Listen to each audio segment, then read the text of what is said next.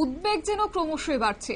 তারই মধ্যে এবার একের পর এক এলাকা, একের পর এক গ্রাম জনমানুষ শূন্য হয়ে যাচ্ছে। সবকিছুকে উজাড় করে দিয়ে গ্রামের মানুষ আজ সেই গ্রামকে ছাড়তে বাধ্য হচ্ছেন। এমনই ছবি এবার ধরা পড়েছে বিশেষ করে বাংলাদেশে। আর বাংলাদেশের কথা যদি বলতে হয়, বারবারই উঠে আসে মৌলবাদীদের কথা, কারণ মৌলবাদীরা এখন বাংলাদেশে জুড়ে দাপিয়ে বেড়াচ্ছে। আর এবার যে ছবি আপনারা দেখছেন তা হচ্ছে রংপুরের। রাতের অন্ধকারে হিন্দুরা রীতিমতো আক্রান্তের শিকার হচ্ছেন এবং বাধ্য হয়ে তারা সেই গ্রাম ছাড়ছেন। কোথায় রয়েছে ইউনূস প্রশাসন? একের পর এক এই প্রশ্ন যখন উঠছে, তখনই আরো একটি বিষয় না বললেই নয়, সেখানে কি সত্যি বলা যায় হিন্দুরা আদৌ নিরাপদ? আজ এই প্রসঙ্গে যাব বিস্তারিত। আমাদের সঙ্গে সরাসরি নিউজরুম থেকে যুক্ত হয়ে গেছে প্রতিনিধি নীল বণিক।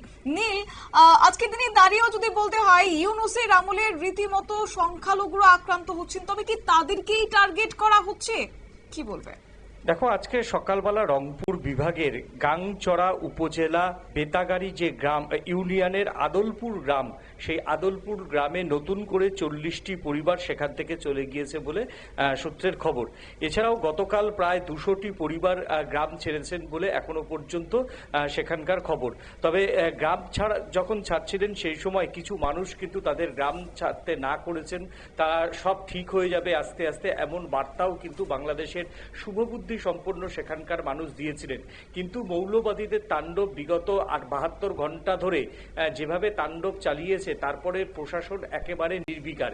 এই ঘটনায় এখনো পর্যন্ত 2 জনকে বাংলাদেশের পুলিশ আটক করেছে। তবে বৃহত্তর যারা মৌলবাদীরা, যারা এই হামলা নেপথ্যে নায়ক ছিল, যাদের সেখানে বারবার সোশ্যাল মিডিয়াতে তাদের যে বার্তা, রংপুরে হিন্দুদের বাড়িঘর ছাড়া করার যে বার্তা, সেই সমস্ত জিহাদিদের কিন্তু এখনো গ্রেপ্তার করতে পারেনি সংশ্লিষ্ট প্রশাসন। অর্থাৎ তারা গ্রেপ্তার না হওয়ার জন্যই কিন্তু আতঙ্কে বিগত 72 ঘন্টা ধরে একের পর এক সাধারণ মানুষ এবং হিন্দু সমাজ তারা কিন্তু বাড়িঘর ছেড়েছেন। ঘটনাটা হচ্ছে ধর্মীয় অবমাননা। একজন রাজবংশীয় যুবক, তিনি তার বিরুদ্ধে ধর্মীয় অবমাননার অভিযোগ তুলে সেখানকার জিহাদি এবং জামাতের কিছু লোকজন প্রথমে গিয়ে 2টি বাড়িতে চওড়াও হয়। যত সময় গিয়েছে সেখানে প্রায় 74টি বাড়ি 72 ঘন্টা আগে পুরো ভেঙে ফেলা হয়েছে। এখনো পর্যন্ত সেখানকার স্থানীয় হাসপাতালে ভর্তি ছিল গতকাল পর্যন্ত 6 জন এবং বেশ 50 জনের মতো আহত হয়েছে। তারা অনেকেই হাসপাতাল পর্যন্ত পৌঁছায়নি, কারণ হাসপাতাল পর্যন্ত পৌঁছালে তারা মৃত্যুর আশঙ্কা করছিল। তারা নিজেদের পয়সায় স্থানীয় স্তরের যারা চিকিৎসকরা থাকেন তাদের কাছেই পৌঁছেছে। এছাড়াও কয়েকজন রোগী বিভিন্নভাবে অন্য জেলার হাসপাতালগুলিতে গিয়েছে। তবে তাদের প্রাথমিক তদন্তের পর প্রাথমিক চিকিৎসার পর ছেড়ে দেওয়া হয়েছে বলে জানিয়েছে সাধারণ পুলিশ। এই ঘটনা প্রমাণ করে প্রায় 4 দিন ধরে বাংলাদেশে রংপুর প্রায় জ্বলছে। শতাধিকের উপরে হিন্দু পরিবার কিন্তু প্রত্যেক দিন এলাকার ভিটে মাটি ছাড়া হচ্ছে।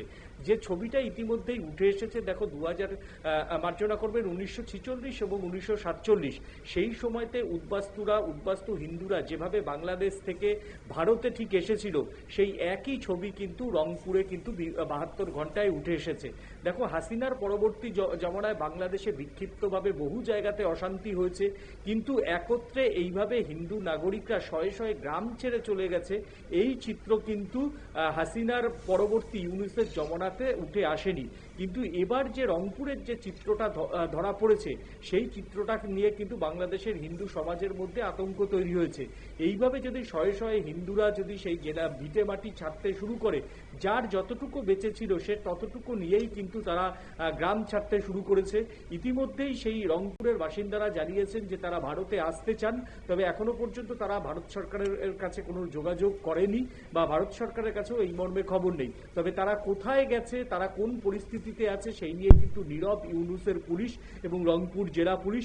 তাদেরকে ঘরছাড়াদের কিভাবে বাড়িয়ে ফিরিয়ে আনা যায় তা নিয়ে কিন্তু ইউনূসের পুলিশের বিন্দুমাত্র কোনো ভ্রুক্ষেপ নেই।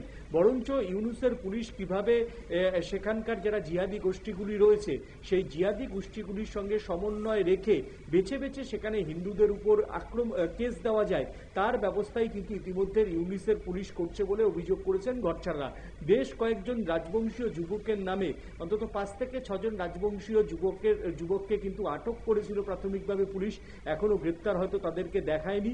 কিভাবে ঘটনা ঘটেছিল তাদেরই আটক করে সেখানে জিজ্ঞাসাবাদ করেছে পুলিশ, এবং সেই ঘটনার পরিপ্রেক্ষিতে এখনো পর্যন্ত জিহাদিদের যারা মূল চক্র, যারা সোশ্যাল মিডিয়ায় এই ঘটনার জন্য উত্তেজনা ছড়িয়েছিল, যারা সোশ্যাল মিডিয়ায় আক্রমণ করার জন্য বলেছিল, এখনো পর্যন্ত ইউনূসের পুলিশ একজনকে গ্রেপ্তার করতে পারেনি।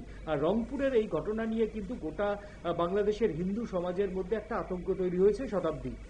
একেবারে। তবে এই ইউনূসের আমলে আমরা বারবার দেখেছি সংখ্যালঘুরা আক্রান্ত হতে কিংবা সেখানে আইন শৃঙ্খলা যে তলান্নিতে গিয়ে ঠেকেছে সে কথা আর বলার অপেক্ষা রাখে না। সেই জায়গায় দাঁড়িয়ে এবার বাংলাদেশের সেনাবাহিনী কোথায় রয়েছে? 72 ঘন্টা ধরে হিন্দুদের বাড়িতে আক্রমণ করা হয়েছে, তারপরও কি সেনাবাহিনী সেক্ষেত্রে কোনো সক্রিয়তা দেখায়নি?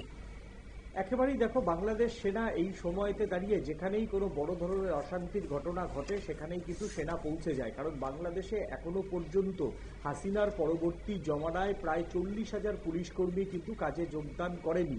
তাই প্রত্যেকটি থানাতেই কিন্তু পুলিশের সংখ্যা হাতে গোনা নগণ্য। সেই জায়গা থেকে বাংলাদেশের ল অ্যান্ড অর্ডার যে সিচুয়েশন, সেই সিচুয়েশনের অনেকাংশেই দায়িত্ব নিয়ে নেয় সেনা। এই রকম ঘটনার পর স্থানীয় থানার পক্ষ থেকে বা প্রশাসনের পক্ষ থেকে এখনো পর্যন্ত সেনাবাহিনীর কোনো হেল্প চাওয়া হয়নি, বা সেনাবাহিনীর যেখানে স্থানীয় কমান্ডাররা রয়েছে যারা সাধারণ মানুষের ফোন পেলে ল অ্যান্ড অর্ডার সিচুয়েশন ঠিক করতে দৌড়ে যায়, বারবার করে সেখানে সেনাবাহিনীর কাছে বললেও সেনাবাহিনীর কর্তারা কিন্তু উপরের কর্তাদের দোহাই দিয়ে তারা কিন্তু ক্যাম্প ছাড়েনি। অর্থাৎ এই হিন্দুদের বাঁচাতে ইউনূসের পুলিশ যেমন নীরব, তেমনি ইউনূসের সেনাও 72 ঘন্টা ধরে নীরব। যদি ইউনূসের সেনা অন্তত টহলদারি শুরু করতো তাহলে হয়তো ছবিটা এত খারাপ হতো না। তবে আগামী দিনে এই রংপুরের যারা হিন্দুরা যারা ঘর ছাড়া হয়েছেন, সেখানে শুধু হিন্দুরা, কিছু বৌদ্ধ পরিবারও আছে বলে কিন্তু, এবং খ্রিস্টান পরিবারও আছে বলে কিন্তু শোনা যাচ্ছে। তবে এদের ভবিষ্যৎ কি বাংলাদেশে, এই ইউনূসের আমলে তাদের ভবিষ্যৎ কি, তা নিয়ে কিন্তু যথেষ্টই সন্দিহান সেখানকার সংখ্যালঘু সমাজের প্রতিনিধিরা। ধন্যবাদ। আপনারা শুনলেন আমাদের প্রতিনিধি সরাসরি নিউজ রুম থেকে ছিল, গোটা বিষয় তুলে ধরেছে। অবশ্য বলতে হয় যে সেখানে ধর্মীয় অবমাননার অভিযোগে এবার উঠে আসছে, এবং তারই মধ্যে এবার মৌলবাদীদের সক্রিয়তা, যার শিকার কারা হচ্ছেন না সাধারণ মানুষজন। অবশ্য তাদের ভবিষ্যৎ কি করতে চলেছে, কোথায় থাকবেন তারা, তা নিয়ে এখনো সন্দিহান থাকলেও সেই জায়গায় ইউনূসের ভূমিকা নিয়ে বারবার যে প্রশ্ন উঠতে শুরু করেছে তা কিন্তু আর বলার অপেক্ষা রাখে না। নিয়ে নিচ্ছি ছোট্ট একটি বিজ্ঞাপন বিরতি, সঙ্গে থাকুন।